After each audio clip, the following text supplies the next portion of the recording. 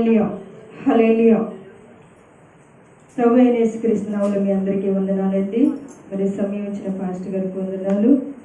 అలాగే మనం దేవుని వాక్యంలోకి వెళదామండి.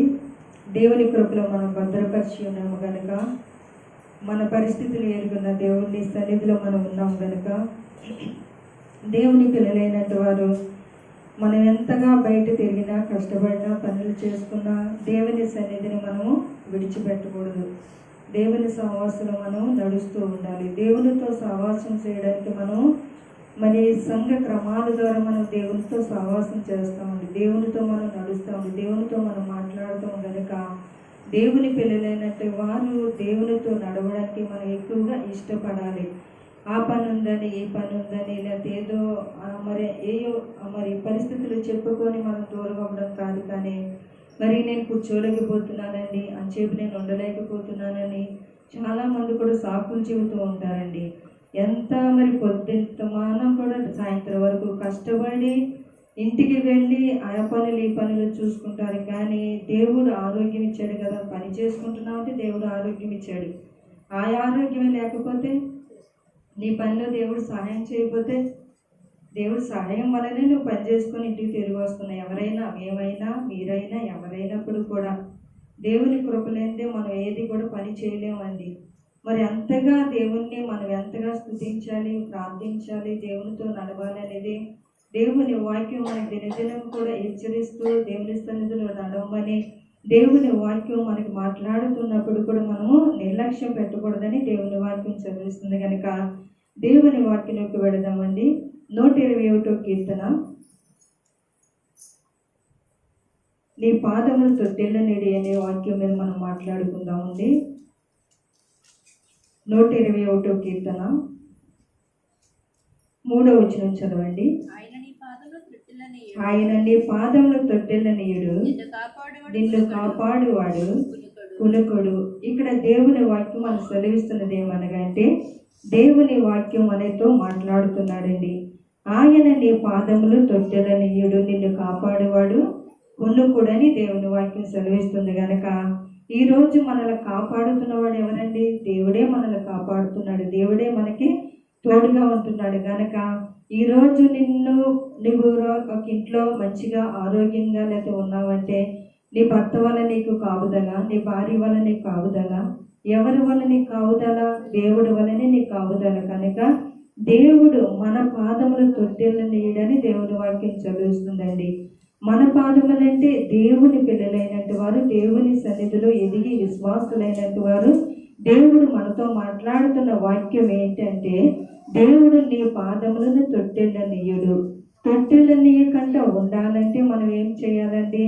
దేవునితో నడవడానికి మనం ఇష్టపడాలి. దేవునితో మనం సహవాసం చేయడానికి మనం ఇష్టపడాలండి. దేవునితో మనం ప్రార్థనతో దేవుడితో మాట్లాడినట్లుగా మనము దేవుని సన్నిధికి రావాలి కనుక నీ పాదము తొట్టెళ్ళకుండా, నువ్వు ఎక్కడ జారిపోకుండా, పడిపోకుండా దేవుడు నేను కాపాడాలంటే, దేవుని మందిరానికి వచ్చిన దానివి నువ్వు, దేవుని మందిరానికి వచ్చిన వాడువు నువ్వు. దేవుని వాక్యం మీద శ్రద్ధ కలిగి, భయము కలిగి దేవుని సన్నిధిలో ఉండాలని దేవుని వాక్యం చదువుతుంది కనుక ఆయన నీ పాదములు తొట్టెళ్ళనేడు. ఏ విషయంలో తొట్టెళ్ళనేడు? ఏ పరిస్థితులైనా, ఏ ఇబ్బందులైనా, ఎటువంటి కష్టములైనా, ఇరుకులైనా, ఎటువంటి పరిస్థితులు అయినప్పుడు కూడా దేవుడు నిన్ను కాపాడుతానని దేవుని వాక్యం చదువుతుంది కనుక నిన్ను కాపాడువాడు కొనుక్కడంటండి. ఎవరంటే దేవుడు మనల్ని కాపాడుతాడండి. మనమైతే నిద్రపోతాం, కానీ మనం కాసేపు ప్రార్థన చేసి, లేకపోతే మందిరానికి వెళ్ళొచ్చి, పనికి వెళ్ళొచ్చి, కష్టపడి, లేకపోతే మనము చక్కగా నిద్రపోతాము. కానీ ఇక్కడ దేవుడు నిద్ర పోడండి. మనల్ని ఎప్పుడు కూడా కంటి కనిపాపం వల్ల మనల్ని కాపాడుచు ఆయన మన కనులతో మనల్ని చూస్తూ ఎప్పుడు కూడా మనకి ఎటువంటి కష్టము, నష్టములు, ఇబ్బందులు, పరిస్థితులు రాకుండా దేవుడు కాపాడుతానని దేవుని వాక్యం చదివిస్తుంది కనుక నిన్ను కాపాడువాడు కొనుకోడు, నిద్రపోడని దేవుని వాక్యం చదివిస్తుంది కనుక ఈ వాక్యం మనం నమ్ముతున్నాం కదండి. ఈ వాక్యమే మనకి ఒక నమ్మకమైన వాక్యము గనక దేవుని వాక్యం ద్వారా, అలాగే మనకి మీ కుటుంబాల్లో ఎన్నో ఇబ్బందులు, పరిస్థితులు, వ్యాధులు, కష్టాలు వచ్చినప్పుడు దేవుడు మిమ్మల్ని విడిచిపెట్టాడంటారా? విడిచిపెట్టలేదు. ఈ దేవుడు ఎప్పుడు కూడా మిమ్మల్ని కాపాడుతూనే ఉంటున్నాడు గనక ఇక్కడ దేవుని వాక్యం మనకు సెలవిచ్చినది ఏమంటే, ఆయన నీ పాదములు తొట్టెల నీడు, దేవుని మంత్రములు ఉన్నంటి వారిని దేవుడు కాపాడుతాడు. నీ పాదములు అటు ఇటు పడకుండా దేవుడు తోడుగా ఉండి నిన్ను ముందుకు తీసుకువెళ్తాడని దేవుని వాక్యం చదివిస్తుంది కనుక ఈ రోజు నీ పాదము, నీ నడక, నీ మనసు, నీ పరిస్థితులు ఎలా ఉంటున్నాయి, ఏ రీతిగా నడుస్తున్నాయి, దేవుని దగ్గరికి వెళ్ళే పరిస్థితులు, మనస్తత్వాలు, మరి అలాగే నీ ఆలోచనలు, ఉద్దేశాలు, మన మనసులో ఉన్న ఆలోచన బట్టి మనం నడుస్తాం కదండి. మనం ఏదనుకుంటే దాన్ని బట్టి మనం అడిగేసుకుంటూ వెళ్తాం కదా. దాన్ని బట్టేనంటారా? మన మనసుని బట్టి, మన ఆలోచనలు బట్టి అది అక్కడికి వెళ్ళాలి, లేకపోతే ఇక్కడికి వెళ్ళాలి, లేకపోతే అది చేయాలి, ఇది చేయాలి. దాన్ని మన ఆలోచనలు బట్టి మన నడవడి, మన పరిస్థితులు మారిపోతాయి కనుక ఆ వాక్యాన్ని బట్టి మనం వేసే నడత, మనం వేసే పరిస్థితులు, మనం నడిచే మార్గము ఎటువంటిదని మనం తెలుసుకోవాలని దేవుని వాక్యం చదివిస్తుంది కనుక నీ పాదము తొట్టెల నీడే కదా. నేను పాపంలో పరిగెట్టినా, లోకంలో పరిగెట్టినా, నువ్వు ఎక్కడికి పరిగెట్టినా దేవుడు నిన్ను కాపాడుతాడని అనుకోవడం అది మంచిది కాదు. కనుక ఇక్కడ దేవుని వాక్యం మనకి సెలవిచ్చినది ఏమంటే, దేవుడు మనకు తోడై ఉండాలంటే, దేవుడు మనల్ని కాపాడాలంటే, దేవుని సన్నిధి మనకు తోడుగా ఉండాలంటే ఆయన మన మార్గములను కూడా ఆయన చక్కపరిచి చూస్తున్నాడు కనుక ఆయన నీ పాదములు తొట్టిన లేడు, నిన్ను కాపాడువాడు, కొనకుడు, నిద్రపోడు, ఎప్పుడు కూడా నీకు తోడుగా ఉంటానని దేవుని వాక్యం చదివిస్తుంది కనుక ఇక్కడ అటువంటి దేవుని మనం ఆరాధిస్తున్నాం, ప్రార్థిస్తున్నాం, దేవుని సన్నిధిలో ఉన్నాము కనుక మేము అక్కడికి వెళ్తామండి, ఇక్కడికి వెళ్తాం, మేము అక్కడికి ఇక్కడికి పరిగెడతామని చాలా మంది అనుకుంటారు. కానీ ఇక్కడ దేవుని వాక్యం బట్టి దేవుడు మనకి ఏదైతే మరి మన ఆలోచనలు మనం చక్కబరుచుకోవాలి. మన ఆలోచనలు, ఉద్దేశాలు అన్నీ కూడా ఇక్కడ వాక్యం ద్వారా, సేవకుల ద్వారా, మాటల ద్వారా, మంచి ప్రవర్తన ద్వారా, మంచి ఉద్దేశాల ద్వారా మనం ఎలా నడుస్తున్నాం అనేది మనం వేసే మార్గాన్ని బట్టి, మనం వేసే అడుగులు ఆధారపడి ఉంటుంది కనుక మన జీవితాన్ని సరి చేసుకునే మార్గం ఏదంటే దేవుని సన్నిధి, దేవుని వాక్యమే కనుక ఆయన నీ పాదములు తొట్టెల నీడంటే ఎటువంటి వాటిలో తొట్టెల నీడో దేవుని వాక్యం మనం చూసుకుందామండి. హల్లెలూయా, హల్లెలూయా. 56వ కీర్తన చూడండి.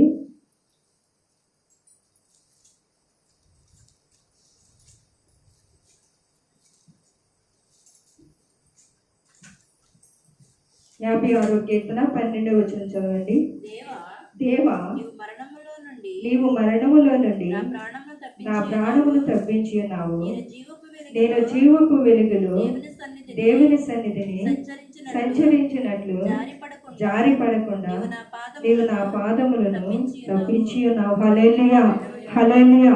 ఇక్కడ దేవుని వాక్యం మనకి మరి దేవుడు మనతో మాట్లాడుతున్నాడు కనుక ఇక్కడ దేవుని వాక్యం కీర్తన గ్రంథంలో మనం చదువుకున్న మాటను బట్టి, దేవా నీవు మరణములో నుండి నా ప్రాణమును తప్పించి ఉన్నావని దేవుని సన్నిధిలో దేవుని వాక్యం మనకు తెలియజేస్తున్నది కనుక అవును, చాలా మంది కూడా మరణాపాయకుల్లోనూ, మరణమనే ఊరిలో నుండి, మరణమైన ఇబ్బందుల్లో నుండి, మరణమైన కష్టంలోంచి, ఊపుల్లోంచి, అనేకమైన ఇబ్బందుల్లోంచి, ఒక మరణకరమైన పరిస్థితుల్లోంచి దేవుడు నిన్ను తప్పించి భూమి మీద సజీవులుగా ఉంచున్నాడంటే దేవుడే మనకి తోడిగా ఉండి నీ పాదములు తొట్టెల కంటే కాపాడుతూ కునుకుడు నిద్రపడని దేవుని వాక్యం మనం సెలవిచ్చినట్లుగా దేవుడు మనం తోడిగా ఉండి అటువంటి కష్టముల్లోనూ, నష్టములను మనం ప్రార్థన చేసినప్పుడు ఆ ప్రార్థన, దేవా నీవు నా మరణములో నుండి నా ప్రాణమును తప్పించి ఉన్నావు. నేను జీవపు వెలుగులో దేవుని సన్నిధిలో సంచరించినట్లు, ఇక్కడ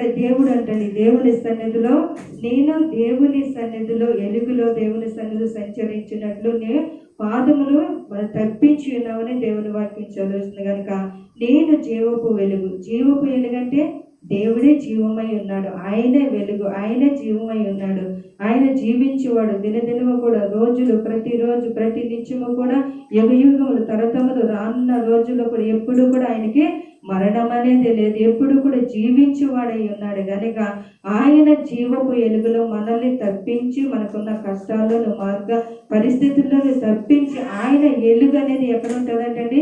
దేవుని మందిరంలో ఆయన ఎలుగు ఉంటుంది కనుక, ఆయన కృప ఉంటుంది కనుక, ఆయన సంచరిస్తున్నాడు కనుక, ఆయన వాక్యమే వెలుగై ఉన్నది కనుక, ఆ వాక్యంలో మన బ్రతికి, ఆ వాక్యంలో మనం ఎటువంటి నడవడి నడుస్తున్నామో, మన పాదములు ఎక్కడికి వెళుతున్నాయి, ఏ మార్గంలో నడుస్తున్నాయో, ఎలా నడుస్తున్నాం అనేది దేవుని వాక్యం ద్వారా మనము తెలుసుకోవాలని వాక్యం మనకి తెలియజేస్తున్నది కనుక, దేవా నీవు మరణములో నుండి నా ప్రాణమును తప్పించి ఉన్నావయ్యా, నేను జీవపు ఎలుగులో దేవుని సన్నిధిలో సంచరించినట్లు జారి పడకుండా నా పాదములు తప్పించి ఉన్నామని దేవుని వాక్యం చదివిస్తుందండి. ఈ రోజున మన పాదములు జారి పడకుండా మనము తప్పిపోతూ ఉంటామండి. ఎంత విశ్వాసులైనా, ఎంత సేవకులైనా, సాతాను మరి మంచివాడు కాదు కనుక, శత్రువైన సాతాను ఏ రీతిగా ఎలా పడేస్తాము, ఎలా నాశనం చేస్తాము, వారి విశ్వాసముని, వారి భక్తిని, వారి ఆత్మీయ జీవితాన్ని దేవుని దగ్గరగా ఉండకుండా, దేవునితో సహవాసం చేయకుండా, లోకంలో ఉండేటట్లుగా లోక అలవాట్లు, లోక పరిస్థితులు, లోక స్నేహము, ఇవన్నీ కూడా మనం అలవాటు చేయడానికి, అవి అలవాటు చేస్తే ఎక్కడికి వెళ్తామండి? లోకంలోకి వెళ్ళిపోతాం. లోక సహవాసం మనము చేస్తూ ఉంటాం కనుక, దేవునితో మనం సహవాసము చేయలేము కనుక, ఇక్కడ దేవుని సన్నిధిలో నేను జీవపు ఎలుగులో దేవుని సన్నిధిలో సంచరించినట్లు నా పాదములు జారి పడకుండా. ఈరోజు వర్షం వచ్చిందనుకోండి, మట్టిలో మనం జారిపోతాం, లేకపోతే పాగుడు పడితే జారిపోతాం. అలాగే ఇక్కడ దేవుని సన్నిధి, మరి దేవుని పిల్లలైనట్టు వారు దేవుని వాక్యాన్ని విడిచిపెట్టి, దేవుని భయమును విడిచిపెట్టి, భక్తిని విడిచిపెట్టి, ఎవరైతే జారిపోయే పరిస్థితిలో ఉన్నారో, అలాగే వారికి ఉన్న కష్టాల్లోను, నష్టంలోను, ఎటువంటి ఇబ్బందులు, పరిస్థితులు అయినప్పుడు కూడా దేవుడు నిన్ను కాపాడుతాడని దేవుని వాక్యం చదివిస్తుంది కనుక, నువ్వు జారిపోతున్నావని భయపడుతున్నావా? నువ్వు లేకపోతే ఇబ్బందుల్లో ఉన్నావని భయపడుతున్నావా? ఇరుకుల్లో ఉన్నావని ఇబ్బంది పడుతున్నావా? నీకు భయం కలుగుతుందా, ఆందోళన కలుగుతుందా, నా పరిస్థితులు ఏంటని నువ్వు అలా ఆలోచన కలిగి ఉన్నావు? భర్త విషయంలో, పిల్లల విషయంలో, అప్పుల విషయంలో, అనేకమైన ఇబ్బందుల విషయంలో దేవుడు ఈరోజు మీకు వాక్యం ఎలుగై ఉన్నాడు కనుక, దేవుడు మనతో మాట్లాడుతున్నాడు కనుక, ఇది ఈరోజు మీరు ప్రార్థన చేయండి. దేవా మమ్మల్ని రక్షించు ప్రభా, మాకున్న ఇరుకు నుంచి, ఇబ్బంది నుంచి, అయ్యా మా ప్రాణమును, మా కుటుంబాన్ని, మా పిల్లల్ని నేను రక్షించండి ప్రభా తండ్రి, ఈ ఊళ్ళోంచి మమ్మల్ని కాపాడమంటూ దేవుని సన్నిధిలో ప్రార్థన చేయాలని దేవుని వాక్యం చదివిస్తుంది కనుక, ఆయన నీ పాదములు తొట్టిన నీడు, నిన్ను ఒక్కను కాపాడువాడు, కొనుకుడు నిద్రపోడని దేవుని వాక్యం చదివిస్తుంది కనుక, దేవా నీవు నా మరణంలో నా ప్రాణమును తప్పించి ఉన్నావు, నేను జీవపు వెలుగులో దేవుని సన్నిధిలో సంచరించినట్లు మరి నా పాదములు జారి పడకుండా తప్పించి ఉన్నావని దేవుని సన్నిధిలో మనము ప్రార్థన చేసేవారిగా ఉండాలని దేవుని వాక్యం చదివిస్తుంది కనుక, మనం ఆ ప్రార్థనలో మనము దేవుని మరి లోకములో ఉన్నప్పుడు మనకి ఎన్ని ఆలోచనలు వచ్చినా, ఉద్దేశాలు, తలంపులు కలిగినా,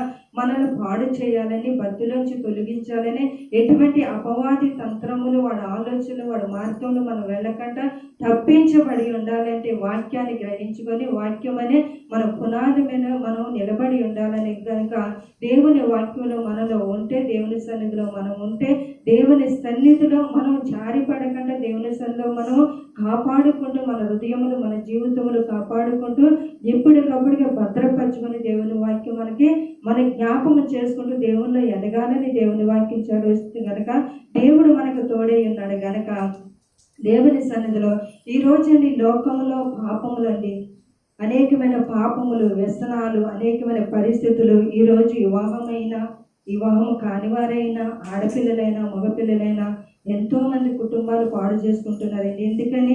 విశ్వాసులైనటువంటి వారు, బయట వారు చాలామంది కూడా లోకంలో అనేకమైన పరిస్థితులండి.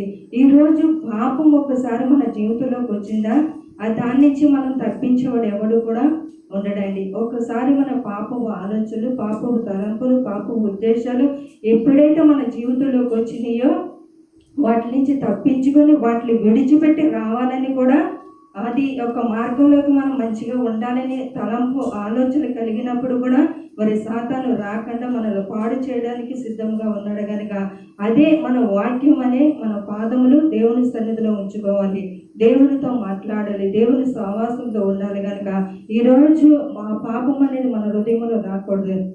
చిన్న పాపమే కదండి, లేకపోతే పెద్ద పాపమే కదండి, ఒక్కసారికేనండి పాపం అండి, లేకపోతే మళ్ళీ చేయనండి, లేదా పాపం చేసేసి దేవుని స్థలంలో ప్రార్థన చేస్తూ ఇగో ప్రభా ఈ రోజు నేను పాపం చేశానయ్యా, తప్పు చేశానయ్యా, నన్ను క్షమించండి ప్రభు అంటూ మరి ఆయన ఆ రోజు ఆ పాపాన్ని ఒప్పుకున్నాడు కనుక మళ్ళీ ఇంకొకసారి వెళ్ళి ఇంకొకసారి పాపం చేయడం, ప్రార్థన చేయడం, ఇవన్నీ కూడా దేవుడు మెచ్చడం కనుక ఈ రోజు నీ పాదములు ఎంతో మంది కూడా చీకటిలో పాపం చేస్తారండి. చీకటిలో పాపం చేసే వారికి వెలుగు నచ్చదు, మంచి నచ్చదు, వెలుగులో వారు నడవరే కనుక చీకటిలో పాపం చేయడానికి చాలా మంది కూడా మరి ప్రేరేపణ చేస్తారు కనుక ఆ ప్రేరేపణ వల్ల ఇటువంటి పరిస్థితుల వల్ల జీవితాలు నాశనం చేసుకుంటూ కుటుంబాలు నాశనం చేసుకుంటున్నారు. ఎందుకంటే ఇటువంటి పరిస్థితులు అలమటించుకొని వాటికి లోబడి వాటికి దగ్గరగా జీవిస్తున్నారు కనుక అందుకని మనము ఎవరికి వారి మన భక్తిని, మన విశ్వాసాన్ని, మన జీవితంలో కాపాడుకుని దేవుని పిల్లలుగా ఉండాలని దేవుని వాక్యం చదివిస్తుంది కనుక ఆయన కాపాడుతాడు కానీ మనం అక్కడికి పరిగెత్తి మన పాపం తెచ్చుకొని దేవునికి దూరం అవడం కాదు. కానీ ఇదిగో దేవుని సన్నిధిలో నేను జీవపు వెలుగులో సంచరించినట్లు జారి పడకుండా నా పాదములు తప్పించి ఉన్నావయ్యా అంటూ దేవుని సన్నిధిలో ప్రార్థన చేసేవారిగా ఉండాలండి. దేవుని సన్నిధిలో సమాధానం ఉంది, సంతోషం ఉంది, ఆనందం ఉంది. నీ మనసుకు ప్రశాంతతనిచ్చే దేవుడు, సమాధానం ఇచ్చే దేవుడు. ఆయన కృప చూపి దేవుని సన్నిధిలో దేవా అంటూ దేవుని సన్నిధిలో ప్రార్థన చేసినప్పుడు ఎవరైతే ఆయన బలిపీఠం దగ్గరికి వచ్చి మన పాప జీవితంలో అలాగే వాడుకున్న పరిస్థితులు ఏదైతే దేవుని మందిరానికి వచ్చి బలిపీఠం దగ్గర ఒప్పుకొని దేవుని సన్నిధిలో అయ్యా ఈ రోజు నుంచి నేను తాగుడు తాగనయ్యా, ఈ రోజు తాగుడనే మార్గం నేను నడవనయ్యా, ఈ రోజు వ్యభిచారం అనే నడవడిలో నేను నడవనయ్యా, ఈ రోజు లేకపోతే దొంగతనములు, ఈరోజు అనేకమైన పాపాలు ఎన్నో ఉన్నాయండి లోకంలో పాపాలు, ఇవన్నీ కూడా నేను చేయనయ్యా, ఇవన్నీ నీ సన్నిధిలో విడిచిపెడుతున్నాయా, అటు చూడనయ్యా, వాటి దగ్గరికి నేను వెళ్ళనని దేవుని సన్నిధిలో ఒప్పుకొని దేవునికి దగ్గరగా ఉండాలని దేవుని వాక్యం చదివిస్తుంది కనుక ఆయన సన్నిధిలో ఉన్నట్టు వారికి దేవుడు తోడుగా ఉంటాడని దేవుని వాక్యం చదివిస్తుంది. 116వ కీర్తన చూడండి.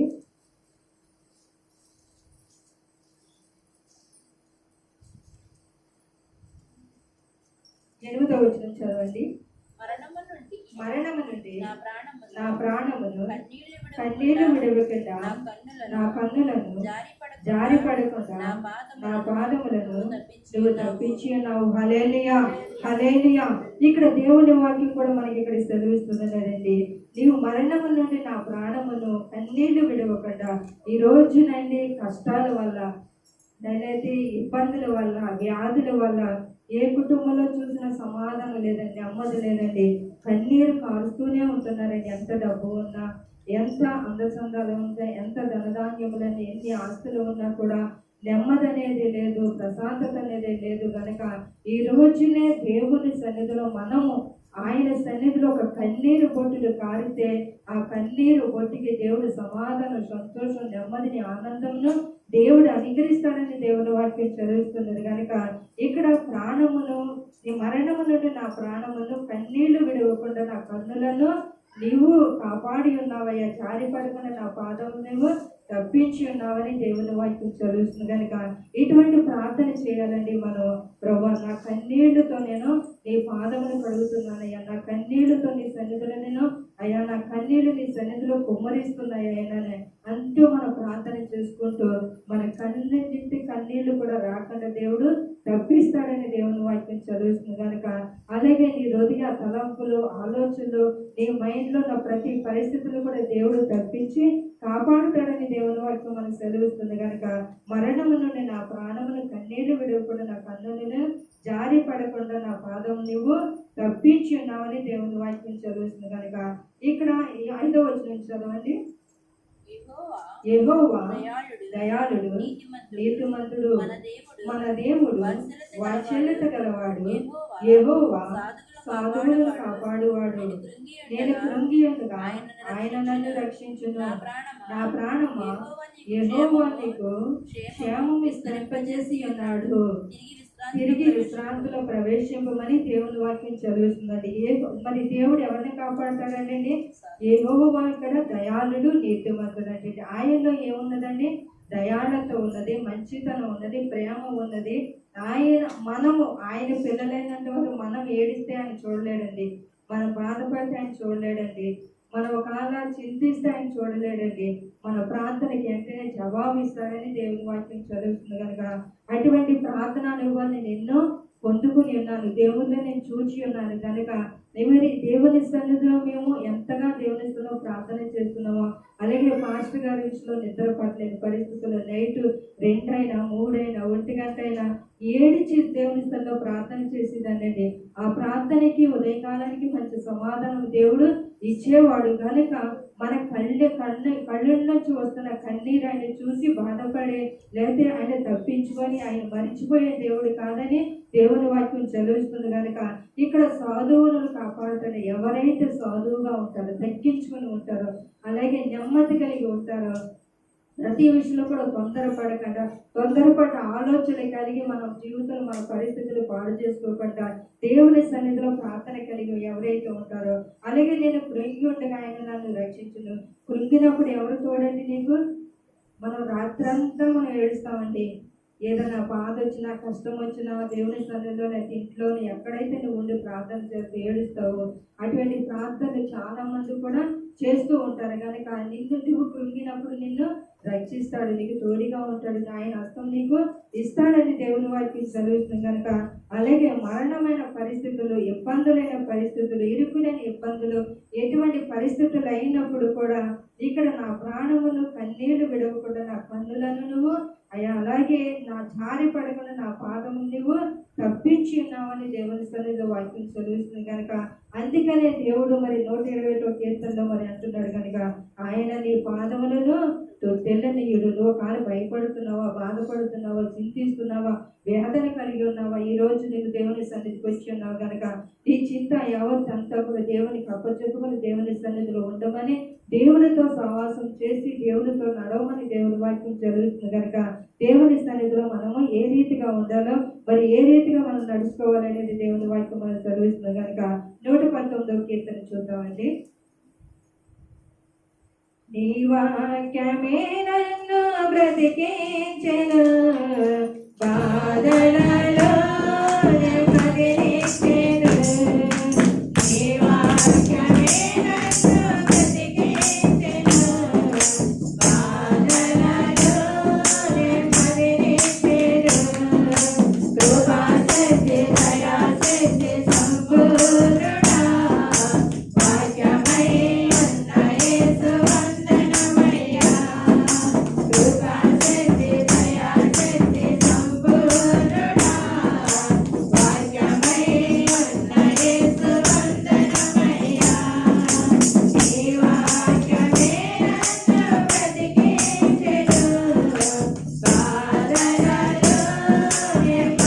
నెమ్మదినిచ్చెను. నీ వాక్యమే నన్ను బ్రతికించెను, బాధలలో నెమ్మదినిచ్చెను. హల్లెలూయా, హల్లెలూయా. 105వ వచనం చదవండి. ఇందులో నీ వాక్యము నీ వాక్యము నా నా పాదములకు దీపమును, నా త్రోవకు నా త్రోవకు వెలుగునై ఉన్నది. వెలుగై ఉన్నదని దేవుని వాక్యం మనకి తెలియజేస్తున్నదండి. ఇక్కడ ఆయన వాక్యం మన పాదములకు ఎలా ఉన్నదండి? దీపమై ఉన్నదంటండి, వెలుగై ఉన్నదంటండి. వెలుగుని చూసి నడుస్తారంట, చీకటిని చూసి నడుస్తారా? వెలుగుని చూసే మనం నడుస్తాం కదండి. మనం ఒంటరికి ఎక్కడికైనా వెళ్ళేవనుకుని ప్రయాణాలు చేస్తాము. ఆ ప్రయాణంలో మనకి ఎక్కడైనా ఎలుగు, ఇప్పుడైతే లైట్లు వచ్చినాయి కదా, కరెంట్లు వచ్చినాయి. మన చిన్నప్పుడు ఎక్కడ కూడా కరెంట్లు లేవు, దీపాలు లేవు, ఎలుగు లేదు. రోడ్ల మీద వెళ్ళడానికి చాలా భయపడేవాళ్ళు. పాములు అనేవారు, లేకపోతే దెయ్యాలు అనేవారు, లేకపోతే చీకటిని చూసి మనం భయపడేవాడు కనుక ఎక్కడన్నా వెలుగు కనిపిస్తుందేమో అని చూసేవాళ్ళం. కానీ మన ఇంటికి వెళ్ళాలంటే చాలా దూరం వెళ్ళాలి కనుక ఆ చీకట్లోనే మనం, లేకపోతే పొలాలంట, చెరువులంట, కాలువలంట మన ఇంటికి నడిచేలే పరిస్థితులు మనం చాలా మంది చూసినాము కనుక ఇక్కడ దేవుని వాక్యం మనకి ఎలా ఉన్నదంటండి? మన పాదములకు దీపం అయి ఉన్నదని దేవుని వాక్యం చదువుతుంది కనుక అవునండి, ఆయన వెలుగై ఉన్నాడండి. ఆయన మన జీవితానికి వెలుగుని చూపించే దేవుడండి.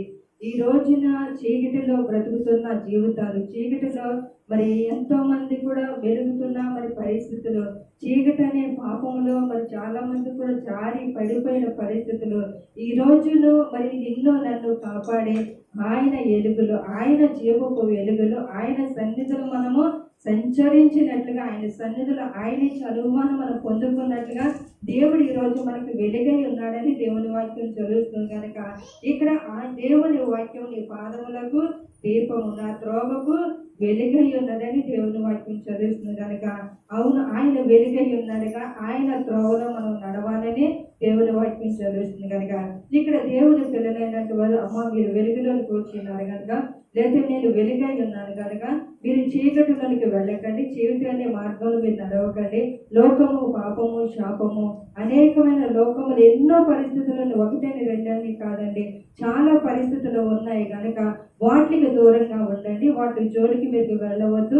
వాటికి జోలికి మళ్ళీ మీరు వెళితే మీ జీవితాలన్నీ కూడా మళ్ళీ చీకటిలోకి వెళ్ళిపోతాయి కనుక ఇక్కడ నేను నీ పాదములకు వాక్యమును వెలుగుగా ఉంచను, దీపముగా ఉంచను, నేనే వెలుగై ఉన్నాను కనుక నా మార్గంలో నడిచేవారు అందరూ కూడా చీకటిలో నడవరని దేవుని వాక్యం చదువుతుంది కనుక దేవుని సన్నిధిలో నడిచేవారు, దేవుని సన్నిధిలో మరి ఉండేవారు, దేవుని కృపలో ఆయన సన్నిధిలో భద్రపరిచే వారికి దేవుడు వెలుగై ఉన్నాడని దేవుడు మనతో మాట్లాడుతున్నాడు కనుక ఆ వెలుగులో నడిచేవారు ఏ విధంగా ఉండాలో దేవుడు మనతో మాట్లాడుతున్నది. మా వాక్యాన్ని బట్టి మనము నడుచుకోవాలని దేవుని వాక్యం చదువుతుంది కనుక ఇక్కడ దేవుని వాక్యమే మన పాదములకు దీపమై ఉన్నదండి. వాక్యం ఉంటే మనం సరిచేయబడతామండి. వాక్యం వినడం వల్ల మన జీవితాలు సరిచేయబడతాయి. వాక్యం వినడం వల్ల మన హృదయానికి నెమ్మదిని కలుగుతుందండి, ఆదరణ కలుగుతుందండి.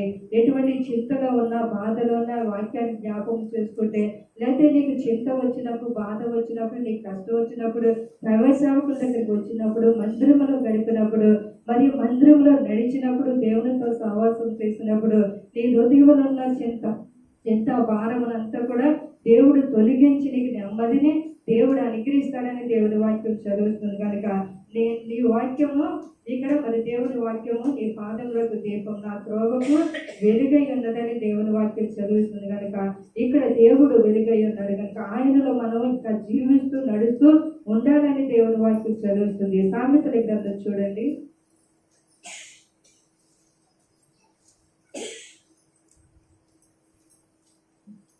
4వ అధ్యాయము 11-12 వచనాలు చదవండి. జ్ఞాన మార్గమును నీకు నేను బోధించి ఉన్నాను, యథార్థ మార్గములో నిన్ను నడిపించి ఉన్నాను. నీవు నడిచినప్పుడు నీ అడుగు ఇరుకున పడదు, నీవు పరిగెత్తినప్పుడు నీ పాదము తొట్టెలదు. హల్లెలూయా, హల్లెలూయా. ఇక్కడ దేవుని వాక్యం మనం తెలియజేస్తున్నది ఏమనగంటే జ్ఞాన మార్గం నిన్ను నీకు బోధించి ఉన్నాను అంటున్నాడండి. జ్ఞానం ఎవరండి? దేవుడే జ్ఞానమై ఉన్నాడు కదా, ఆయనే జ్ఞానం అండి. ఆయన జ్ఞానం మించినది ఈ లోకంలో ఏది కూడా లేదండి. ఎంతో మంది సైంటిస్టులు ఉన్నారు, ఎంతో మంది ఎన్నెన్నో మరి తయారు చేస్తున్నారు, సృష్టిస్తున్నారు, మరి ఎన్నో తయారు చేసి మేమే గొప్పవారని అనుకుంటున్నారు. కానీ ఆయన జ్ఞానం మించిన ఏ జ్ఞానం కూడా ఈ లోకంలో లేదు కనుక ఆయనే జ్ఞానమై ఉన్నాడు కనుక ఇక్కడ దేవుని వాక్యము జ్ఞాన మార్గం నీకు బోధించి ఉన్నాను, యథార్థ మార్గంలో నిన్ను నడిపించుచున్నాడని దేవుని వాక్యం చదువుతుందండి. జ్ఞాన మార్గం అంటే ఆయన జ్ఞాన మార్గం నడిచిన వారు ఎప్పుడు కూడా తొట్టెలుడు పడుకోరు. దేవుడు జ్ఞానమై ఉన్నాడు కనుక అలాగే మన పిల్లలకి మనం ఒకవేళ మరి ఏదన్నా మంచి చెప్పినప్పుడు, లేకపోతే మంచి మార్గంలో నడవాలన్నప్పుడు, మంచి పరిస్థితులు చెప్పినప్పుడు, అమ్మ పలానా చోటుకు వెళ్ళొద్దు, పలానా పరిస్థితులు మీరు వెళ్ళొద్దు, పలానా పరిస్థితులు మీరు నడవద్దు, పలానా పరిస్థితులు వారితో మీరు సహవాసం చేయొద్దు, మీకు జ్ఞానముగా చెప్తున్నారు ఎక్కడ ఎలా ఉండాలో, మంచి ఏదో చెడేదో ఎలా ఉండాలో మీరు నడుచుకోండి అని మనం కొన్ని మంచి హెచ్చరికలు మన పిల్లలకి చెప్తూ ఉంటాం కదండి. అలాగే భర్త లేని వారు, భార్య లేని వారు, మన పెద్దవారు చాలా మంది కూడా ఇటువంటి పరిస్థితులు మనకి జ్ఞానోపదేశం చేస్తారు కనుక ఆ జ్ఞానోపదేశం మనం మరి త్రోసివేయకూడదని దేవుని వాక్యం చదువుతుంది కనుక నేను జ్ఞాన మార్గం నీకు బోధించున్నాను, యథార్థ మార్గంలో నేను నడిపించుచున్నాడని దేవుని వాక్యం చదువుతుందండి. యథార్థ మార్గం అంటే మనలో యథార్థత లేదనే కదండి, ఆయన యథార్థవంతుడు. మనలో యథార్థత లేదని దేవుడు మాట్లాడుతున్నాడు కనుక యథార్థ మార్గంలో మిమ్మల్ని నడిపిస్తానని దేవుని వాక్యం చదువుతుంది కనుక జ్ఞాన మార్గం నేను నీకు బోధించి ఉన్నది. జ్ఞాన మార్గం వినాలి, జ్ఞానము చెప్పిన మనం నడుచుకోవాలి. ఏ విషయంలో మనం తగ్గిపోకుండా జారి పడిపోకుండా మనం కాపాడబడాలంటే దేవుని వాక్యము మన పాదములకు మన జీవితంలో వెలుగుగా ఉంచుకొని మనం నడవాలని దేవుని వాక్యం చదువుతుంది కనుక యథార్థ మార్గంలో నిన్ను నడిపించుచున్నానండి. ఈ రోజు యథార్థత లేదండి, ఎవరిలోని యథార్థత లేదండి, భక్తిలో యథార్థత లేదు, విశ్వాసంలో యథార్థత లేదు, దేవుని సన్నిధిలో నడిచే వాళ్ళ యథార్థత లేదు, బయట వాళ్ళ యథార్థత లేదు. అన్యాయం, అక్రమం ఎన్నో మరి పరిస్థితులు, న్యాయము అనేది ఎక్కడక్కడ లేదండి. అక్రమతో నిండిన పరిస్థితులు, అక్రమంతో పాపముతో నిండిన పరిస్థితులు ఈరోజు లోకంలో చూస్తున్నాం కనుక నేను యథార్థత మార్గంలో నడిపిస్తున్నానని దేవుడు మనతో మాట్లాడుతున్నప్పుడు మనలో యథార్థత లేదు కనుక దేవుడు మాట్లాడి ఉన్నాడని మనం తెలుసుకోవాలండి. ఈరోజు నేను యథార్థంగా ఉన్నాను కదా, దేవుడు వాక్యం ఎలా మాట్లాడుతుంది. యథార్థత ఏ విషయంలో ఉంది నీకు? ఏ విషయంలో ఉందని మనం చెప్పగలుగుతామండి? ఏ విషయంలో కూడా లేదు. ఏదో విషయం మనం తప్పిపోతూ ఉంటాం, మాట ద్వారానో, చూపు ద్వారానో, మన నడవడి ద్వారానో, మన పరిస్థితుల ద్వారా, లేదా ఏదన్నా మనం మాట్లాడే విషయంలో ఏ విషయంలోనైనా మనం తప్పిపోకుండా ఉండి అంత యథార్థవంతులు ఎవరైనా భూమి మీద ఉన్నారంటారా? ఎవరు కూడా లేరండి. అందుకని దేవుడు అంటున్నాడు కదా, లోకంలో ఎవరు కూడా నీతిమంతులు లేరు, నేనే నీతిమంతుడు, నేనే దేవుడే. లోకములు అందరూ కూడా పాపము చేసినట్టు వారు, పాపములు ఉన్నట్టు వారని దేవుని వాక్యం చదువుతుంది కనుక మరి ఆయన పరలోకము నుండి చూస్తున్నారు. భూమి మీద ఎవరైనా యథార్థవంతులు ఉన్నారా? ఎవరైనా నీతిమంతులు ఉన్నారా? ఎవరైనా దేవుని విశ్వాసం, దేవుని పిల్లలైనట్టు వారు ఉన్నారా అని దేవుని వాక్యం చదువుతుంది కనుక లోకములో ఒక్కడు కూడా పాపము చేయలేదన్న ఎవరు కూడా లేరండి. ఏదైనా కూడా యథార్థత మనలో ఉండాలని దేవుని వాక్యం చదువుతుంది కనుక యథార్థ మార్గంలో నేను నడిపించి ఉన్నాను. అప్పుడు నీవు నడిచినప్పుడు నీ అడుగు ఎరుపులో పడదని దేవుని వాక్యం చదువుతుందండి. నీవు పరిగెత్తినప్పుడు నీ పాదము తొట్టెలదని దేవుని వాక్యం చదువుతుంది కనుక అందుకనే 121వ కీర్తనలో నువ్వు ఆయన నిన్ను కాపాడువాడు, కొనుకుడు నిద్రపడు, నీ పాదంలో తొట్టెలని ఏడని నేను కాపాడుతానని దేవుని వాక్యం చదువుతుంది కనుక దేవుని సన్నిధిలో ఉన్నప్పుడు నీవు నడిచినప్పుడు నీ అడుగు ఇరుకున పడదు. ఇరుకంటే లోకమనే ఇరుకులో, ఇబ్బందుల్లో, పరిస్థితుల్లో ఒకవేళ మనకి ఏదైనా కష్టం వచ్చినప్పుడు, నష్టం వచ్చినప్పుడు ఆయన వాక్యాన్ని మర్చిపోతున్నామేమో, ఆయన ప్రార్థన మర్చిపోతున్నామేమో, లేకపోతే ఆయనలో మనం తొలగిపోతున్నామేమో, ఆయనలో మేము ఇంకా నడవట్లేదేమో, ఏ విషయంలోనైనా మీరు పడిపోతారేమో, జారిపోతారేమో అని దేవుడు ఎప్పటికప్పుడే మనల్ని కాపాడుకుంటూ ఉంటున్నాడు. దేవుని వాక్యం చదువుతుంది కనుక జ్ఞాన మార్గంలో నడిచినప్పుడు, యథార్థత మార్గంలో నడిచినప్పుడు నీవు పరిగెత్తిన నీ అడుగు ఎరుపున పడదు, అటు ఇటు కూడా కొట్టాలి, నువ్వు సూటిగా వెళ్ళగలుగుతావు. ఈరోజు చిన్నపిల్లలు చూడండి, ఏదైనా ఎక్కుతూ ఉంటారు, పడిపోతూ ఉంటారు, పాదాలు నొప్పెడతాయి, కాళ్ళు నొప్పెడతాయి, చేతులు ఇరిగిపోతుంటాయి. ఇలా ఇబ్బందులు ఎటువంటి పరిస్థితులు అయినప్పుడు కూడా దేవుడు నిన్ను కాపాడుతాడని దేవుని వాక్యం చదువుతుందండి. ఎప్పుడు కాపాడుతాడు? ఆయన జ్ఞాన మార్గం మనం వినినప్పుడు, ఆయన మార్గంలో మనం నడిచినప్పుడు, ఆయన ఎలుగులో మనం సంచరించినప్పుడు, ఆయన సన్నిధిలో మనం జీవించినప్పుడు, ఆయనతో మనం సహవాసం చేసినప్పుడు మన పాదములు, మన జీవితంలో మనకున్న పరిస్థితులన్నీ కూడా ఆయనకు అప్పచెప్పుకుని నడిచినప్పుడు, దేవుడు నీవు నడిచినప్పుడు, నీకు కష్టం వచ్చినప్పుడు ఎటువంటిది కూడా నీకు అంటదు, నీ కుటుంబానికి అంటదు, నీ పిల్లలకు అంటదు, నేను కాపాడుతానే దేవుని వాక్యం చదువుతుంది కనుక నీవు నడిచినప్పుడు నీ అడుగు ఇరుకున పడదు, నీవు పరిగెత్తినప్పుడు నీ ప్రాణము తొట్టెలదని దేవుని వాక్యం చదువుతుందండి. ఈరోజు ఇటువంటి మార్గంలో నడిచి లోకంలో పరిగెత్తి వారి పాదాలు ఎరగొట్టుకుంటున్నారండి, కాళ్ళు చేతులు ఎరగొట్టుకుంటున్నారు, హృదయాలు ఎరగొట్టుకుంటున్నారు, వారి జీవితాన్ని ఎరగొట్టుకుంటున్నారు, వారి బతుకులు ఎరగొట్టుకుంటున్నారండి. ఈ రోజున ఎందుకంటే ఈ జీవితాలు ఈ రోజున మనం దేవుని పిల్లలుగా ఉన్నామంటే నమ్మకంగా మనం జీవిస్తూ నమ్మకంగా ఆయన పిల్లలుగా ఉండాలని దేవుని వాక్యం చదువుతుంది కనుక దేవుడు సన్నిధిలో మనం ప్రార్థించినప్పుడు దేవుని ప్రార్థన మనము ఆయన సన్నిధిలో ఉండేవారిగా ఉండాలి. దేవుని వాక్యం మనం తెలియజేస్తుంది కనుక నీవు నడిచినప్పుడు నీ అడుగు ఇరుకున పడ, నీవు పరిగెత్తినప్పుడు నీ పాదములు తొట్టెలునండి. ఈ రోజున మందిరాన్ని విడిచిపెట్టి సహవాసాలు విడిచిపెట్టి అక్కడికి ఇక్కడ పరిగెలాడుతున్నారు, ఎన్నో ఎరగొట్టుకుంటున్నారు.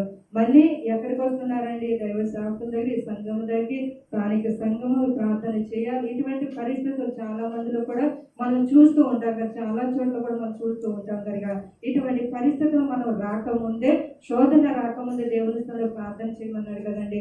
శోధన వచ్చినప్పుడు కాదు కదా, శోధన రాకముందే మెలుకోగలిగి, అయ్యా ఏంటయ్యా ఈ పరిస్థితులు, ఏంటయ్యా ఈ ఇబ్బందులు, అయ్యా నేను ఎలా నడుస్తున్నానయ్యా, నా పాదం ఎక్కడికి వెళ్తుందయ్యా, నా చూపులు ఎక్కడికి వెళ్తున్నాయా, నా తలంపులు ఎక్కడికి వెళ్తున్నాయా, నా పరిస్థితులకు వెళ్తున్నాయా, అయ్యా నన్ను కాపాడుతానన్న పని దేవుని వాక్యం మనం నడుచుకుంటూ తెలియజేసుకుంటూ ఉండాలని వాక్యం చదువుతుంది కనుక 13వ వచనం చదవండి. ఇందులోనే ఉపదేశమును విడిచిపెట్టక దాన్ని గట్టిగా పట్టుకొనుము, అది నీకు జీవము కనుక దాన్ని పొంది ఉన్నావు. ఇక్కడ ఉపదేశం అంటే దేవుని వాక్యం మనకి ఉపదేశం అంటండి. ఇక్కడ దేవుని సన్నిధిలో మనకు ఉపదేశం అంటే మంచి ఆహారం అండి. ఆహారం వల్లనే మనం బ్రతుకుతాము, ఆహారం వల్లనే మనం జీవిస్తామండి. అలాగే దేవుని వాక్యం కూడా మనకి ఆహారం లాంటిది. ఆహారం వల్ల మనకి బలం పొందుకుంటాం, శక్తిని పొందుకుంటాం. అలాగే దేవుని వాక్యం వినటం వలన మనం శక్తిని పొందుకుంటాం, బలంను పొందుకుంటాం. ఎటువంటి పరిస్థితులు వచ్చినా మన పాదములు తొట్టెలదు, పడిపోదు, ఇరుకును పడదు. ఎటువంటి నష్టాలు వాటిల్లినా, మన కుటుంబాలకు వచ్చినా, మన శత్రువైనా మరి సాతాను మన కుటుంబాలు, మన పిల్లలు ముట్టాలని చూసినప్పుడు ఆయన మనల్ని కాపాడుతానని దేవుని వాక్యం చదువుతుంది కనుక ఉపదేశం గట్టిగా పట్టుకోవాలంటే, ఉపదేశం పట్టుకొని గట్టిగా దేవుని సన్నిధిలో గోజాడుతూ దేవుని సన్నిధిలో ప్రార్థించేవారుగా ఉండాలని దేవుని వాక్యం చదువుతుంది కనుక దేవుడు మనతో మాట్లాడిన మాటలు బట్టి. అలాగే 119వ కీర్తన మరి 9-11 వచ్చిన చదవండి ఒకసారి.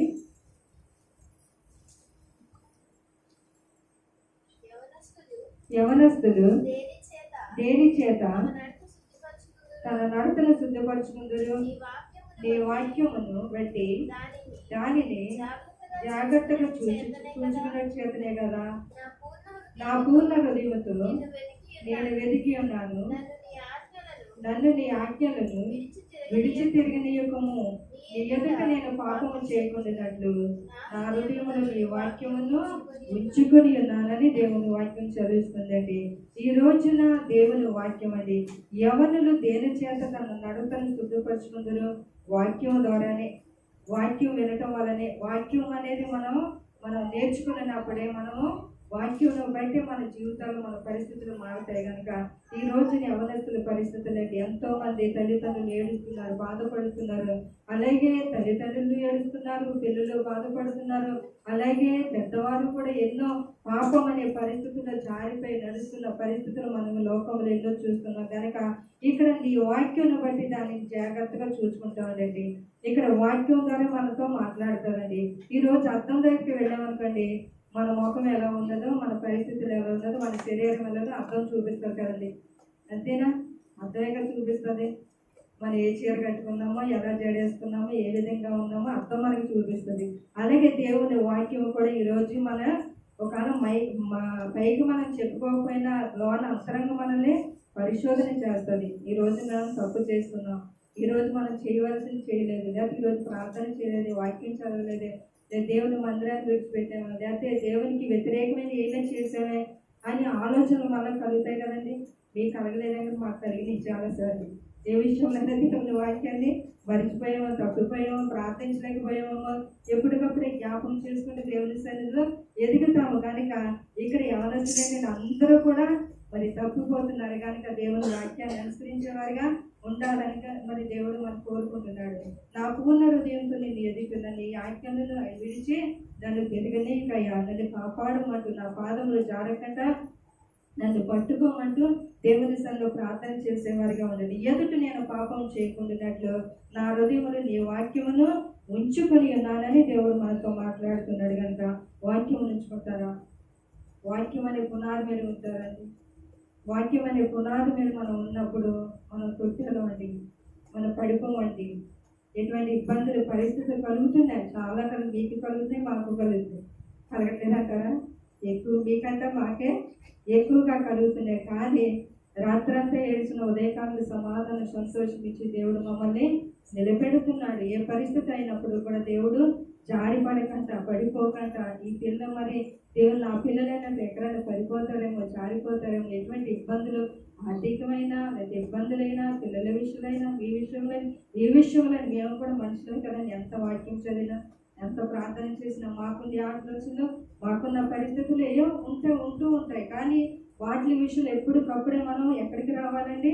బైబిల్ దగ్గరికి రావాలి, ప్రార్థన దగ్గరికి రావాలి, దేవుని వాక్యం మనలో ఉంచుకోవాలని దేవుని వాక్యం చదువుతుంది కనుక నీ వాక్యం బట్టి దానిని నేను జాగ్రత్తగా చూసుకుంటానయ్యా, జాగ్రత్తగా నేను కాపాడుకుంటాను ప్రభా, జాగ్రత్తగా నేను దాన్ని భద్రపరుచుకుంటానయ్యా, జాగ్రత్తగా దాన్ని కాపాడుకొని అయ్యా నేను మరణం వరకు నీకు నమ్మకంగా ఉండి అయ్యా నా ఆత్మ నీకు అప్పచెప్పుకుంటానని ఎవరికి వారి దేవుని సన్నిధిలో ఎదిగి ఫలించి ఆయన మరి నీ పాదము తొట్టేనని మనం అక్కడికిక్కడ పరిగిలేసి దేవుని వాక్యాన్ని విడిచిపెట్టి, మందిరాన్ని విడిచిపెట్టి, సహవాసాన్ని విడిచిపెట్టి మనం తిరిగేసి అయ్యా యేసు అయ్యా నన్ను కాపాడుతానన్నావా, ఈ రోజు అక్కడికి వెళ్ళాను పడిపోయాను, ఇక్కడికి వెళ్ళాను పడిపోయాను, పాస్టర్ మరి ప్రార్థన చేయండి అని అంటే వస్తాయి.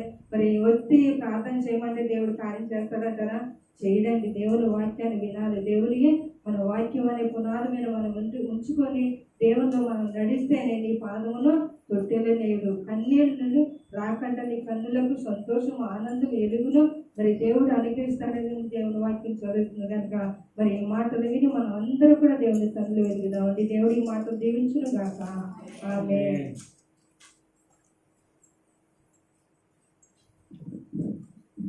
అందరూ కూడా ఒకసారి స్తోత్రం చెప్పండి. రెండు చేతుల పైకి స్తోత్రం చెప్పండి. కొంచెం గట్టిగా చెప్పగలరా? హల్లెలూయా. దేవుడు కూడి వచ్చినట్టు మీ అందరితో ఆయన మాట్లాడాడు వాక్యం చేత అన్న వాళ్ళందరూ ఒకసారి స్తుతించండి, దేవుని కీర్తించండి గట్టిగా. మంచిదండి. నన్ను రెండు మాటలు చెప్పనివ్వండి. చక్కటి వర్తమానాన్ని దేవుడు తన దాసురాలు యొక్క నోట్లో పెట్టి మనతో మాట్లాడిన మాటలు బట్టి మనం ఎంతో దేవుణ్ణి స్తుతించాలి. విన్నారా? దేవుడు మాట్లాడతాడు. చాలామంది అంటారు దేవుడు నాతో మాట్లాడాడండి అని చెప్తారు కదా. కలలో మాట్లాడాడండి, స్వరమిచ్చి మాట్లాడాడండి,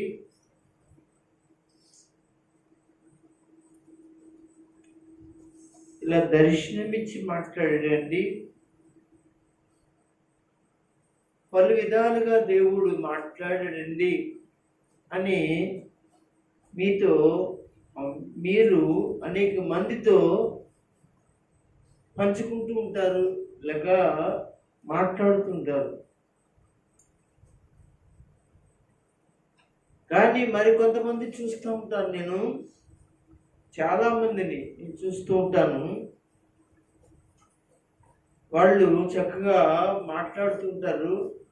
ఈరోజు దేవుడు తన దాసురాల ద్వారా, తన దాసుడు ద్వారా నాతో మాట్లాడాడు ఆయన అనేటువంటి వ్యక్తులు కూడా చాలా మంది ఉన్నారు. అంటే వాక్యం ద్వారా కూడా దేవుడు మాట్లాడతాడు. ఇది నిజం. వాక్యము దేవుడై ఉన్నాడు. ఆ వాక్యము పరిశుద్ధాత్ముడు ఏం చేస్తాడంటే తన పిల్లలైన వారిని, తన ఎన్నుకున్న వారిని ఎంచి ఆ మాటలు ఏం చేస్తాడంటే మాట్లాడతాడు. మీరు బైబిల్ను చదివినప్పుడు అబ్రహాము అనేటువంటి ఒక వ్యక్తి మనకి బైబిల్లో మనకు కనబడతారు. ఆయన అంటారు, దేవుడు నాతో మాట్లాడాడు అంటాడు. అబ్రహామా, దేవుడు నీతో మాట్లాడిన విధం మాకు ఒకసారి చెప్పు అని అంటే ఆయన అంటాడు, ఆయన ఒక రోజున వాక్య రూపిగా వచ్చి వాక్య రూపుగా వచ్చి, వాక్యముగా వచ్చి నాతో మాట్లాడాడు అని చెప్పాడు. దేవునికి స్తోత్రం. ఈ రోజున కూడా ఆ రోజు అబ్రహాముతో మాట్లాడిన ఆ వాక్యమైన దేవుడు ఈ రోజు మన చేతిలో ఉన్నటి బైబిల్ గ్రంథంలో ఉన్నటి వాక్యమైన దేవుడు వాక్యము చేత మనతో మాట్లాడుతూ ఉన్నారు. ఆయన దేవునికి మహిమ కలుగును గాక. ఆ యొక్క 121 కీర్తనలో 3వ వచనంలో చక్కటి విషయాన్ని తీసుకుని, ఆయన నీ పాదములను తొట్టిల్లనియ్యడు. అందరూ స్తోత్రం చెప్పండి. ఈరోజు ఇక్కడ ఉన్నవాడు అందరి జీవితాలు ఒకసారి పరీక్షించుకోండి.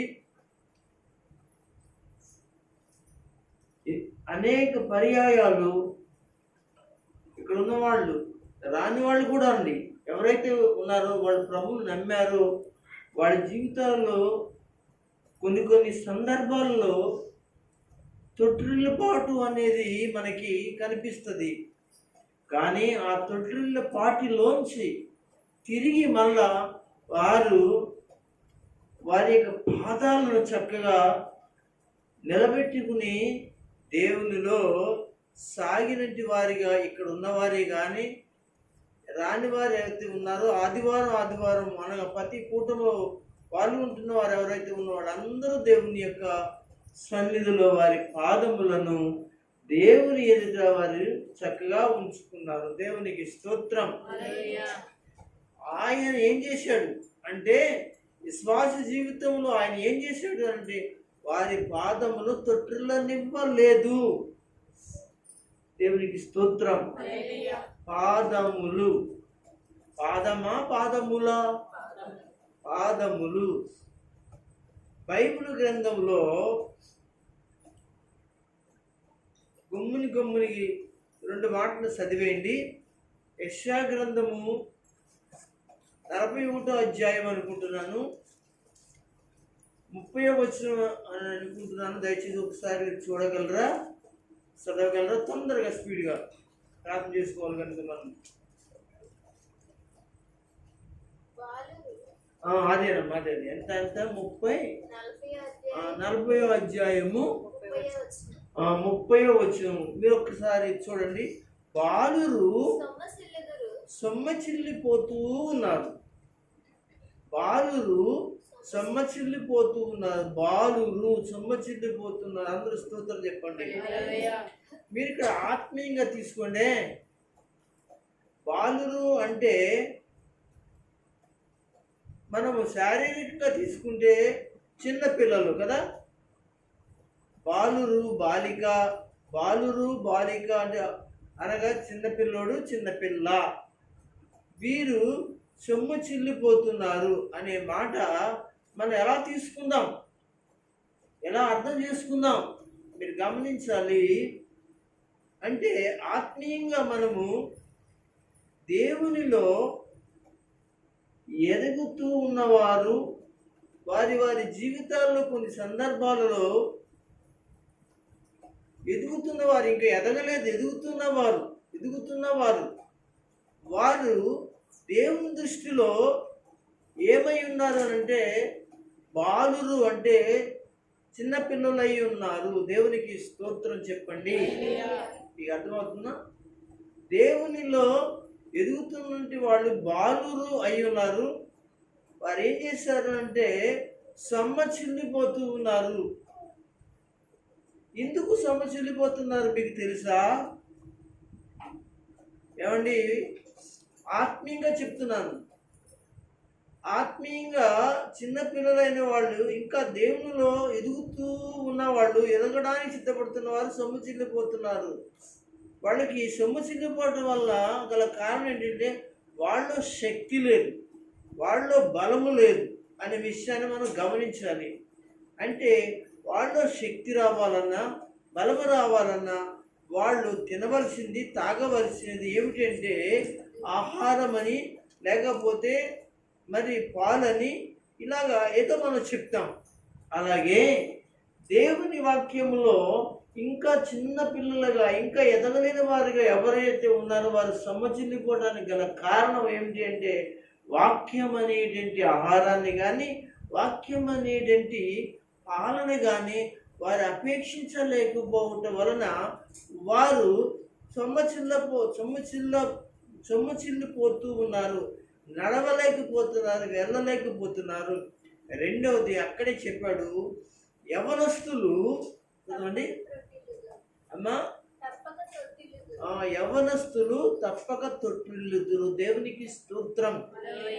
తప్పక తొట్టిల్లుదురు కనుక అందుకే యవనస్తులైన పిల్లలను వారి తల్లిదండ్రులు ఏమంటారంటే, వాక్యం చదువుకో బాబు, ప్రార్థన చేసుకో బాబు, చర్చికి వెళ్దాం బాబు అని యవనస్తులైనటి ఆడపిల్లలను కానీ మగపిల్లలు కానీ వారి వారి తల్లిదండ్రులు చెప్తారు. మరి పాస్టర్ గారు కూడా వాక్యం చదువుకో బాబు, గుడికి ఇంటికి మానేస్తున్నాం అని చెప్తారు. ఎవరికి? చర్చిలో విశ్వాసులుగా ఉన్న కుటుంబాల్లో ఉన్నది యవనస్తులైన వాళ్ళు ఏం చేస్తారంటే, తొట్టిల్లిపాటు అనేది మరి కలిగిన వారిగా వారు ఉంటారు. కనుక వారు తొట్టిల్లుకోకుండా ఉండాలి అని అంటే వాళ్ళు ఏం చేయాలంటే, దేవుని బిడ్డలారా, దేవుని సన్నిధిలో దేవుని వాక్యం కలిగిన వారిగా ఉండాలి.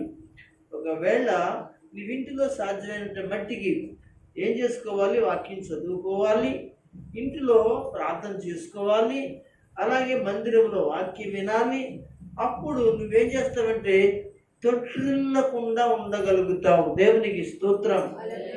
ఆయన నీ పాదములను, లేక నీ యవనస్తుల పాదములను, నీ భర్త పాదములను, నీ భార్య పాదములను, నీ కుటుంబం యొక్క పాదములను దేవుడు తొట్టిల్లకుండా ఉండడానికి ఆయన కృప చూపుతున్నాడు. అదే ఏమిటో తెలుసంటే, నీ పాదములను తొట్టిల్లకుండా. పాదములు అంటే మీకు తెలుసా? పాదం అంటే మీకు మీకు ఎప్పుడైనా అర్థం చేసుకున్నారా? పాదాల గురించి మంచి వాక్యాలు దేవుడు రాయించి ఉంచారు. పాదములు అంటే నీ ప్రవర్తన. దేవునికి స్తోత్రం చెప్పండి. అంటే యవనస్తుడా, ఆ యవనస్తుని యొక్క ప్రవర్తన, ఒక యవనస్తురాలి యొక్క ప్రవర్తన, ఒక సహోదరి, ఒక సహోదరుడు, ఒక సంఘము, ఇలాగ ఎవరైతే ఉన్నారో దేవుని నమ్మి ఆయన సాగుతున్న వారి యొక్క పాదములు అనే విషయాన్ని పూర్తిగా ఆలోచిస్తే మీ ప్రవర్తన ఏంటంటే, ఏం చేసుకోకూడదు? పాడు చేసుకోకూడదు, తొట్టిల్ల పడే పరిస్థితులు తెచ్చుకోకుండా మీరు ఉండాలి. దేవునికి మహిమ కలుగును గాక. హల్లెలూయా చెప్పండి. ప్రియమైన దేవుని బిడ్డలారా, ఒక చక్కటి మాట పరమగీతాల్లో ఉంటుందండి. చదవండి ఒకసారి. 7వ అధ్యాయము 1వ వచనం అనుకుంటున్నాను. చదవండి. 7వ అధ్యాయమే. రాజకుమార పుత్రిక, కొంచెం గట్టిగా చదవండి. రాజకుమార పుత్రిక, రాజకుమార పుత్రిక. అందరూ స్తోత్రం చెప్పండి. రాజకుమార పుత్రిక, నీ పాదరక్షలతో, నీ పాదరక్షలతో అంటే అనగా నీ పాదములు వేసుకున్నటి చెప్పులు ఏవైతే ఉన్నాయో పాదరక్షకులు, అవి వాటి పాదములకి పెట్టుకున్న జోళ్లను గురించి మాట్లాడుతూ సుధమ్మ, ఎంత అందముగా నడుచుచున్నావు, ఎంత అందంగా నడుచుకునిచున్నావు. దేవునికి స్తోత్రం. ఇప్పుడు మీరు అందరూ ఏమనుకోవాలంటే, జోళ్ళు వేసుకున్న వాళ్ళందరూ బాగా నడుస్తున్నారా? మంచి జోళ్ళు షాపులోకి వెళ్ళి కొనుక్కొని ఆ సొప్పులు వేసుకుని నడుస్తూ ఉంటుంటే, అబ్బా ఎంత అందంగా, ఈ కాళ్ళకి ఎంత అందంగా ఉంది, ఎంత బాగా నడుస్తున్నారని ఈ సోదరుడు, ఈ సహోదరి అని అనుకుంటున్నారా? లేదు లేదు లేదు లేదు, వాటిని గురించి ఆయన చెప్పట్లేదు. అనగా నీ పాదములకు జోళ్ళు కావాలి, కానీ ఈ పాదములు అనేడంటి అనగా ఆ యొక్క పాదరక్షలు అని అంటున్నాం కదా. ఆ పాదరక్షలు ఏంటో తెలిసింటే, దేవుని వాక్యమే ఈ పాదములకి అవి నీకు ఉండాలి. దేవునికి స్తోత్రం. అప్పుడే నీ ప్రవర్తన కాపాడుకుంటావు. అంటే నీ పాదములు తొట్టిల్లకుండా ఉంటావు. నీ పాదముల నుంచి అనగా కుడికి కానీ ఎడము కానీ ముందుకు కానీ వెనక కానీ పడిపోకుండా ఉంటుంది. ఎవరైనా కావచ్చు. ఎందుకంటే నీ పాదములకి తొడుక్కున్నది ఏంటంటే దేవుని యొక్క వాక్యం. దేవునికి స్తోత్రం. అంటే నీ పాదముల కింద దేవుని వాక్యము ఉంది కనుక ప్రియులారా, మీరు ఆలోచించండి. ఇలాంటి పరిస్థితి నీ జీవితంలో వాక్యం అనేది నీ పాదముల కింద ఉంటే తొట్టిల్లకుండా నువ్వేం చేస్తావో తెలుసా? జాగ్రత్తగా దేవునిలో ఎదుగుతావు. అనగా నీ బిడ్డలు ఎదుగుతారు, నీ కుటుంబం ఎదుగుతారు. కనుక నీ పాదములు తొట్టిల్లకుండా ఉండడానికి వాక్యమే సహాయపడతాది. అందరూ గట్టిగా స్తోత్రం చెప్పండి. ఆ వాక్యాన్ని నువ్వేం చేసుకుంటావంటే జాగ్రత్తగా నీ ప్రవర్తన అనేటువంటి పరిస్థితులు నీ జీవితంలో కల్పించుకోవడానికి వాక్యం అనేది నీవేం చేసుకుంటావంటే నీ పాదములు తొడుక్కో. అప్పుడు నువ్వు ఎంత అందంగా అందరికీ కనపడతావంటే, ఎంత సుందరంగా నువ్వు కనపడతావంటే, ఎంత మంచిగా కనపడతావంటే, నిజంగా కుమార్తె అంటే ఇలా ఉండాలండి, కుమారుడు అంటే ఇలా ఉండాలండి, సహోదరి అంటే ఇలా ఉండాలండి, సహోదరుడు అంటే ఇలా ఉండాలండి అని అందరూ చెప్పుకునేలాగా ఎంత అందంగా కనపడతావు అని అంటే, నీ ఎంత అందంగా తీర్చిదిద్దుతుందంటే దేవుని వాక్యము, నీ ప్రవర్తన ఎంత మంచిగా ఉంటుందంటే ఆ పాదముల యొక్క కింద ఉన్న వాక్యం నీ జీవితాన్ని అలాగ మార్చేస్తుంది. ఏమంటారు? అందరు స్తోత్రం చెప్పండి. గనుక ప్రియులారా, గమనించి ఆలోచించండి. ఇంకా నేను ముందుకు వెళ్ళను కానీ పౌలు గారు ఎఫెసీ సంఘానికి చెప్తాడండి, 5వ అధ్యాయంలో చెప్తాడండి. కనుక మీ పాదములకు సమాధాన సువార్త. ఆగుదాం ఇక్కడ. సువార్త అంటే దేవుని యొక్క వాక్యం. అంటే మీ పాదములకు లేక మీ యొక్క కాళ్ళకు ఏం పెట్టుకోవాలంటండి? సువార్త ఉంచుకోవాలి. అప్పుడు నీ జీవితం ఎంత బాగుంటుంది అని అంటే, దేవుని బిడ్డలారా, నీ ప్రవర్తన ఎంత బాగుంటుంది అని అంటే, ఎంత మంచిగా ఉంటుంది అంటే పౌలు గారు చెప్తున్నాడు. అందరూ స్తోత్రం చెప్దాం. హల్లెలూయా.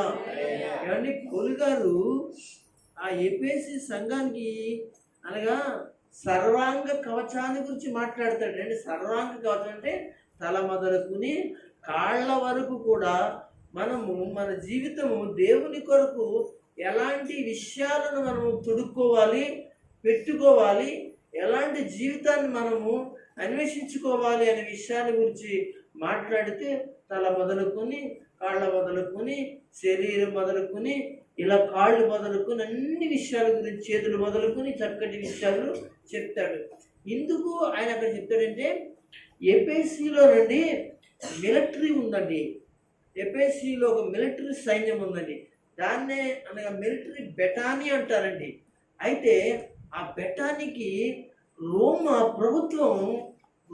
ప్రభుత్వం వాళ్ళు అనగా యుద్ధానికి వెళ్ళడానికి, యుద్ధంలో అలాగా వాళ్ళు అలా సాగడానికి వాళ్ళు కొన్ని ఆయుధాలు ఇచ్చినప్పుడు అండి, ఆ ఆయుధాలు విలువ చాలా గొప్ప విలువ అండి.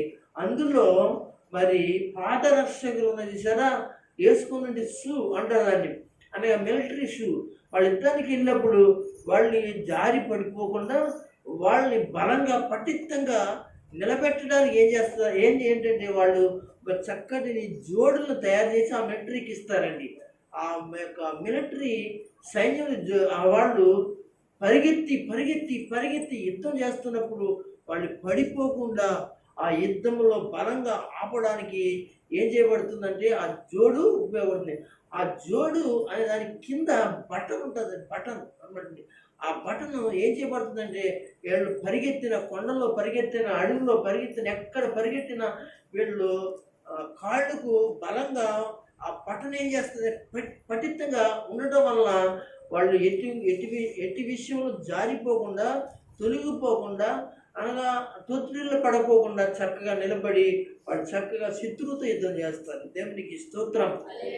ఈ విషయాన్ని బాగా గమనించిన పౌలు గారు ఏం చేశాడంటే, ఒక సైనికుడికి ఉండవలసిన గొప్ప ఆయుధాలు ఏమి అనే విషయాన్ని గురించి ఆయన మాట్లాడుతూ ఎఫెసీ సంఘాన్ని బోధిస్తూ రాస్తున్నట్టు ఒక గొప్ప లెటర్. దేవునికి స్తోత్రం.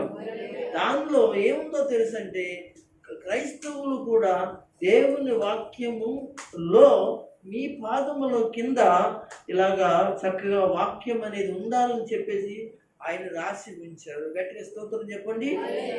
అలాంటి మాటలు ఈ రోజున అమ్మగారు చక్కటి తొట్టిల్లో పడుకోకుండా ఉండాలి విశ్వాసులు, సహోదరులు అని చెప్పుతూ మాట్లాడుతున్నప్పుడు దేవుని బిడ్డలారా, ఈ విషయాలన్నీ కూడా నాకు కూడా జ్ఞాపకం వచ్చినాయి కనుక ఈ విషయాలు మీతో కూడా చెప్పడానికి ప్రభు నాకు కృప దయచేశాడు. మీ పాదములను, పాదాలు ప్రవర్తన కనుక ఆ ప్రవర్తన అనే దాన్ని జాగ్రత్తగా ఉంచుకోవడానికి దేవుని వాక్యం ఏంటి చక్కగా జోడును ఉంటే మనం తొట్టిల్లకుండా ఉంటామని, దేవునిలో పడిపోకుండా ఉంటామని దేవుని వాక్యం తన దాసురాల ద్వారా మాట్లాడిన మాటలు బట్టి ఒకసారి స్తోత్రం చెప్దాం. గట్టిగా స్తోత్రం చెప్దాం. దేవుడు ఈ చిన్ని మాటలు దీవించును గాక. ఆమేన్. ఆమేన్. ఓకేనండి.